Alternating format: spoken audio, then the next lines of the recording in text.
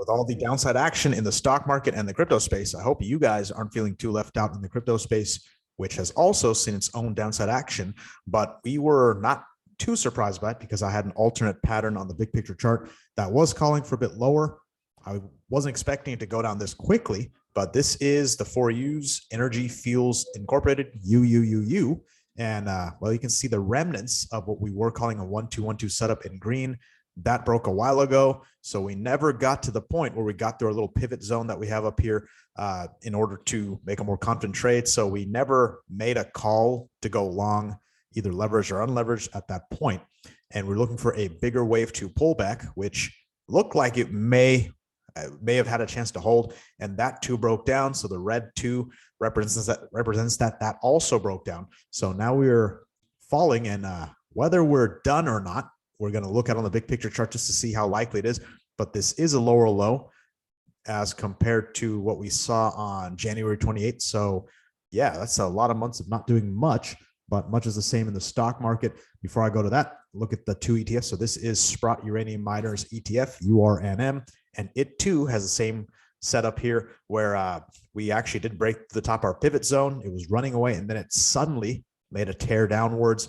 And once it bounced in the pivot with a lower high and it continued through its follow through, that's when we knew that there was a bigger correction ensuing. And that's what we've seen here too. We have a lower low since our low on January 24th in this case. So a little bit before what we saw for the 4U's.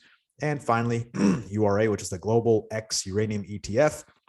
Here too, we had our lower low follow through as compared to the actual low we hit also on January 24th. In this particular ETF, I did announce on the community post that I did go long on some call options when we were in the box. I got stopped out because it broke the support. It was a very small position. So I haven't seen any reason to go back in yet. Now that is the small picture, what we're seeing up close. We are going to look at the big picture chart. So this is again 4U's, the uranium ETF. And I know I have a lot going on this, so I'm actually going to remove the drawings just for a bit to give us some more clarity. So we had a 1, 2, 3, 4, and a 5th wave top around November. So this kind of did coincide with what we saw in the crypto space and several of the stock indices. And we had a 3-wave pullback. That's what we're looking at. Clear ABC zigzag pattern, which is it's sufficient for a 4th wave. But I was not complaining, but I was remarking that it wasn't deep enough to be a legitimate 2nd wave. So when I put our drawings back on and stretch this thing out a little bit, at the time we had we hadn't even gotten just about a 23.6% retrace, where you actually want to see a 38.2% retrace at minimum. That's what this purple box would represent. So we have gotten closer. Whether we go down there or not depends on the action the next few days. We're not seeing this MACD curl back up yet. So that is a sign that we may not be done. There's also development in the equity space, the stock market, where we had a bit of a bounce today, but at the moment, it's not. There's nothing conclusive. This doesn't look completely like a 5-wave impulse up just yet. It might morph into one, but we may be seeing lower lows if this setup breaks. Again, nothing high confidence at the moment, and of course, these are equities at the end of the day, whether or not they are uranium, gold miners, silver, oil, whatever, they're still being swayed by the stock market on the whole. They're following very similar patterns. So seeing us squeeze down a bit lower would not be uncalled for. And at the same time, by having this happen, we did invalidate the blue impulsive pattern that we potentially had in place. And that carries through on the other securities as well. This is the URNM ETF, where we're seeing the same kind of action. Here too, we didn't quite go deep enough for a standard 2nd wave pullback. So seeing a lower low would actually be a good thing. It would give us a much higher confidence setup to go long from, firstly. And then of course, we'd have more of a confidence setup to project our highs later in the year once we have a bounce. I'm going to go to URA real quick too, just to show that it is also in the same boat. And here, same thing. We invalidate the upside blue pattern, and we may or may not be done with the downside just yet. So as for how low we can go, we obviously have the box below, and in all 3 of these securities, this is best identified as an expanded flat. As a matter of fact, this looks so clean from a shapes perspective, this looks like it's straight out of the Elliott wave theory textbook. You have your 3-wave pullback for an A wave, very corrective, ugly, choppy B wave, and it's a very ugly, impulsive looking C wave down. There haven't been any real pullbacks going upwards at all in this most recent descent. So that's what we have here. So as I mentioned, as for our downside setup, we typically want to see a 1-to-1 ratio between our A wave and our C wave. So that would put us around 1691 for URA. So that would take us just into that box. URNM, it is similar, about $55 would be the 1-to-1. So that would actually keep us out of the box. Don't be surprised if we do spike a little bit lower to get into the box. I think I can actually build another Fibonacci here based on the peak here to this little bottom here and a rebound. That could be a 1-2, just a 30% retrace. If we look at it that way, assuming we have an impulse down that does project well into this box, so somewhere south of $50, we could get down to as low as $45, maybe $42 in this particular security. I know I'm jumping around a little bit. I'm going to do the same thing for our for UUUU. So if I take a Fibonacci extension tool from here, assume that's on the first wave, second wave bounces right there. Looks a little shallow to my eyes, but if that is the case, this too projects pretty healthily into this box. Somewhere south of $4 is where I would expect. There is confluence between this fib extension and this set of extensions here, where 1.382 to the 1.618, that would be a pretty textbook for a C wave in relation to the A wave that fell from earlier, in November. And finally, URNM. Actually, that's the one I just did. URA. If I do the same thing there, let's throw this thing together real quick. That's your 1, 2, second wave. That looks like a cluster. I'm going to back this out so you guys can see a bit more clearly. So once again, if that is a first wave down, second wave up, our extensions again for an impulse would be anywhere from 1.618 to the 2.0 ratio.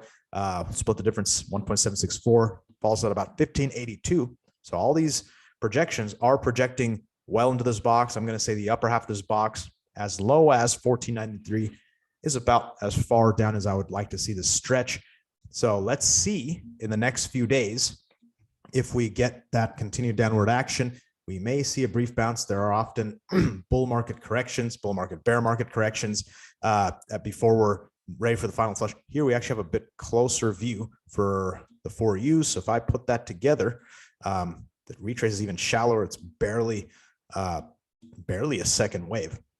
Law of alternation also says that since we had a shallow second wave, we may have a very sharp fourth wave bounce. What do I mean by that? Let me draw this out just so you guys can see.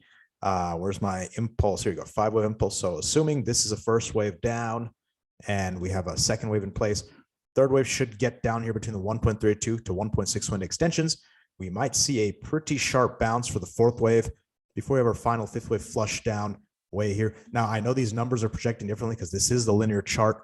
Things do project differently on the log chart, but the shape would probably be very similar. As I mentioned, I think $5, I think, was the target. Let me double check what I said just before. Yeah, upper $3 range is what we're looking at. So we might see that happen. It could happen one fell swoop, or maybe we hit that 1.382 extension or a little shallower and then reverse very quickly. We could curl back up. We also want to look at URNM. They all have such shallow wave twos to the downside that it's really hard to make an accurate projection, at least on linear charts. So I'm going to do this on URA. When we do that, that lower target falls into that anywhere from $14 to $12. So again, the linear short-term chart does project a bit more pessimistically than does the logarithmic chart. But if I had to go with either of them, I'd definitely go with the log chart because it's been a bit more accurate. Big picture is a little bit more accurate. All the other subwaves in our rally thus far have hit targets almost perfectly, textbook perfect. So what happens after that? Once we are at a bottom, as I've been mentioning in my crypto channels and everything, we do want to see a 5-wave impulse up. So let's suppose we finish a little lower.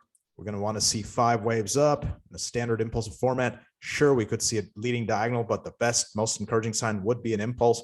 And if we are to see an impulse, it really depends on how this shapes up. Typically, your first wave hits where the fourth wave bounce was in the preceding correction.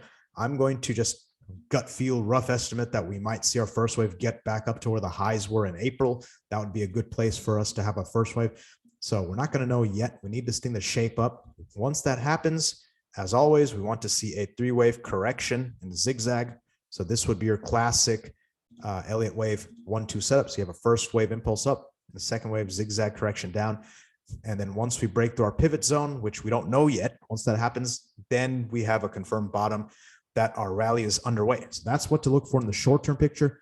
In the longer-term picture, I do see this as a second wave, whereas in the stock market, and the S&P and some of the other asset classes, we're seeing this as a fourth wave. So that means that in cryptos, Bitcoin, Ethereum, and the S&P 500 specifically, we're expecting this to be a final fifth wave up, and that would be the end of a major Elliott wave cycle before we have a nasty crash after that. It could be devastating. I'm going to have plenty more on this channel about that in the future. In uranium, this is looking more like a second wave to me. So if this is a second wave, we got a third wave coming, and we have a lot of meat left on the bone. It could be several years of rallying once we start. So very awesome opportunity to go along here. There is a chance that this is actually a fourth wave, and we're going to have a fifth wave. If that does happen, I'm going to put this Fibonacci extension tool right about where my high probability region is. So about here. So if we retrace to about $17 for URA specifically, expect us to get to about the top that we hit in November. This would apply to the other assets as well. That would be a good target for our first wave. So I'm actually going to copy this purple Roman numeral 1. So our first wave would eventually be somewhere around here, and we'd have a second wave. So this would be on the smaller degree, somewhere around here, not sure exactly. And once we have that bigger one too, again, timing, don't pay attention to this. I just put these here arbitrarily. We want to see that action of wave 2. And then we'd see quite a tear upwards. And finally, closing thought. I know a couple of you have been following me on the uranium channel for a while. It's been quite eerie how we were looking for some downside action. And it seems like the uranium complex gave us a much more clear warning about what was to come than either the stock market or cryptos. So maybe following uranium is more useful than I thought at first. Even if you're not trading, it could be something nice to watch out for. So I'll have plenty coming y'all's way. Subscribe so that you don't miss any updates. And until next time, thank you for watching and happy trading.